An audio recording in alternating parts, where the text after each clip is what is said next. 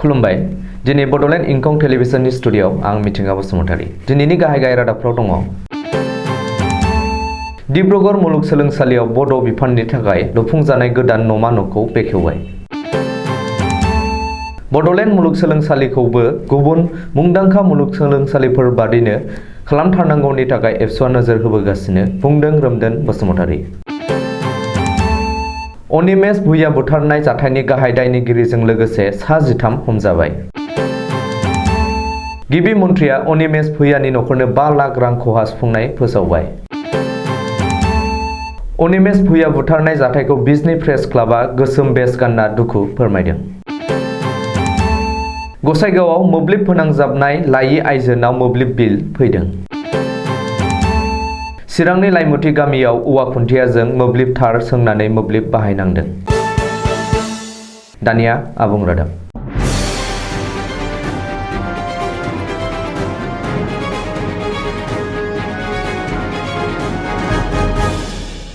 बर' थुनलाइ आफाद आरो डिब्रुगड़ मुलुगसोलोंसालिनि खुंथायनि बानजायनायाव बर' बिफाननि थाखाय गोदानै लुफुंजानाय डिब्रुगड़ मुलुगसोलोंसालिनि गोदान न'मा न'खौ बिटिसिनि गाहाय मावफुंगिरि प्रमद बर'आ मंगलबार खालि बेखेवना होयो बर' बिफाननि गोजौ थाखोनि लामा हान्थिनायनि थाखाय लामा लुफुंनो आसाम आयेन आफादनि बुंथिगिरि बिश्वजित दैमारिया बेखेवनानै होयो मख'नो गोनांदि बे गोदान बिल्डिंखौ लुफुंनो थाखाय बोसोरब्रै सिगाङाव हाग्रामा महिलारिनि समावनो बिटिसि सोरखारा 3 कौटि रां सेंसन होदोंमोन बोसोरब्रै उनाव आबुङै लुफुंजानाय बे गोदान न'मा न'आव गोदान आथालनि पिजि फरायसाफोरा जिरायनानै फरायनो हासिगोन बेखायनो प्रमद बर'आ गावनि बिबुंथियाव हाग्रामा महिलारिखौ साबायखर होदों बे खुसिनि दुब्लियाव बर' थुनलाइ आफादनि आफादगिरि थरेन बर'आ मासि दैदेननाय मेलाव बर'नि गोबां सानसुमै आरो आफादफोरा बाहागो लादोंमोन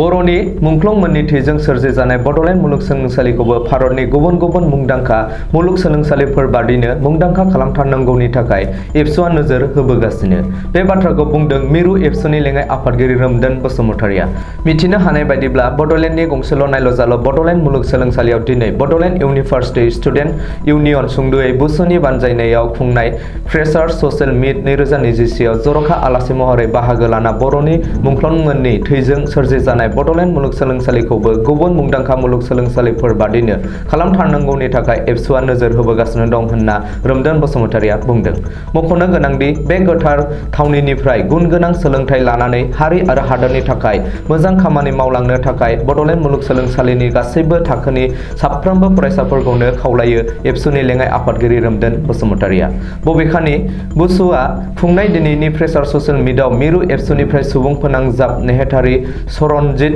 नार्जारी आरो लोगो सोलोंथाइ नेहाथारि रमिय कुमार बसुमतारीयाबो बाहागो लायो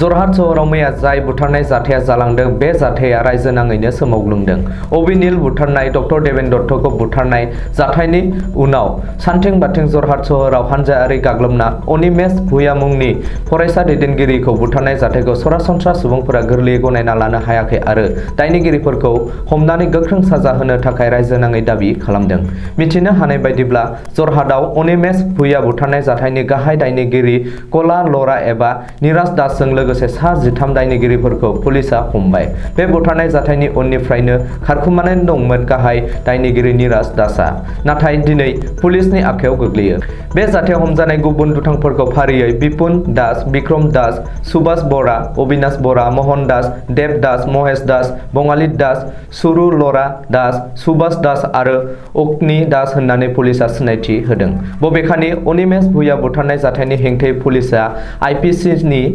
147, 148, 149, 326, 302 खोन्दोआव केस रेजिस्टार खालामबाय होननानै पुलिस सुलुङाव बुंदों मख'नो गोनांदि बे जाथायनि सायाव पुलिसनि नायबिजिरनाया सोलिगासिनो आरो गोबांसा दायनिगिरिफोरखौ सिनायथि होनो हाजोबाखै होननानैबो मिथिनो हादों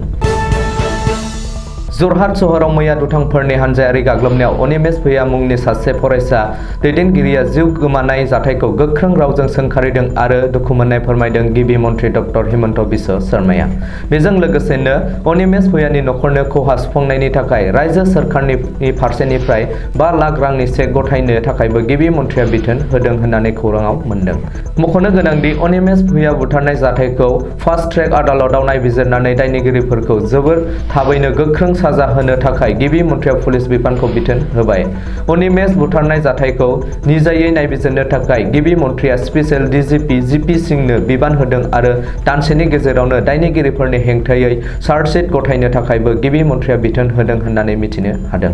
बबेखानि गिबि मन्थ्रि डक्टर हिमन्त बिश्व शर्मानि बिथोन बादियै आसाम सोरखारनि केबिनेट मन्थ्रि डक्टर रनज पेगुआ अनिमेष भुयानि दुखुथिया नखराव थांनानै खौरां लाहैयो आरो अनिमेष बुथारनाय जाथायखौ रायजो सोरखारा फास्ट ट्रेक आदालतआव नायबिजिरगोन होननानै नखरनि सोद्रोमाफोरनो बाथ्रा होयो। जरहाटआव अनिमेष भुया बुथारनाय जाथायखौ दिनै गोख्रों रावजों सोंखारिदों बिजनी प्रेस क्लाबआ। बिजनी प्रेस क्लाबनि आफादगिरि हेमेन शर्मानि दैदेननायाव दिनै बिजनी प्रेस क्लाबनि खौरांगिरिफोरा गोसोम बेज गानना जरहाटनि बुथारनाय जाथायखौ दुखु मोननाय फोरमायदों। बेजों लोगोसेनो अनिमेष भुया बुथारनाय जाथायखौ फास्ट ट्रेक आदालतआव नायबिजिरनानै दायनिगिरिफोरखौ थाबैनो गोख्रों साजा होनो थाखाय बिजनी प्रेस क्लाबनिफ्राय सोरखारनिसिम दाबि खालामो। मख'नो गोनांदि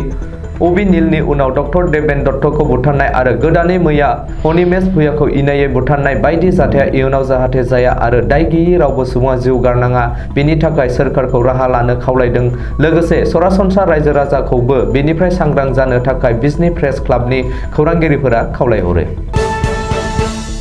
मोब्लिब बिफानाव माखासे बेले-बेजे जानाया दिनैनि गोदान बाथ्रा नङा। बेबायदि मोनसे जाथाय आरोबाव जादों कक्राझार जिल्लानि गसाइगावआव। मोब्लिब फोनांजाबनाय गैयै सासे रान्दि आइजोनो मोब्लिब बिफाना 35,579 रांनि मोब्लिब बिल दैथाय हरदों। जाय जाथाया आइजोजों लोगोसे ओनसोलाव सोमोनांहोदों। गसाइगाव साब इलेक्ट्रिसिटि बर्डनि सांग्रांथि गैयैनि थाखायनो बे जाथाया जादों आरो मोब्लिब फोनांजाबनाय गैयै मिनति साहा मुंनि सासे गोरिब रान्दि आइजोनि मुङाव रोजा रोजा रांनि मोब्लिब बिल हरदों होननानै अजद थिखांदों। चिरां जिल्लानि रुनिकाटा पुलिस थानानि बेंखनाव लाइमुथि गामियाव आथिखालाव दासिमबो सोरखारनि हेफाजाबजों मोब्लिब गोहो मोननो हायाखै। भारत सोरखारनि दीन दयाल उपाध्याय आसनिनि जोहै जुदिअबा गोबां जायगानि गामि गफायाव मोब्लिब खुन्थिया गायनानै गोदानै मोब्लिब गोहो होनाय जादोंमोनब्लाबो नाथाय चिरां जिल्लानि बे लाइमुथि गामियाव सोरखारनि आसनिजों जेबो हेफाजाब मोनैनि जाहोनाव आथिखालाव गामिनि रायजो राजाया गावसोरनो औवा खुन्थियाजोंसो थार सोंनानै मोब्लिब गोहो बाहायनांगौ जादों। आथिखालाव आसाम सोरखार एबा बिटिआरनि सोरखारा बै गामिनि फारसे गाहाम नोजोर होनानै मोब्लिब गोहो जगायनायखौ हास्थायदों। दिनैनि रादाबा एसेनोसै। गोजोन्थों।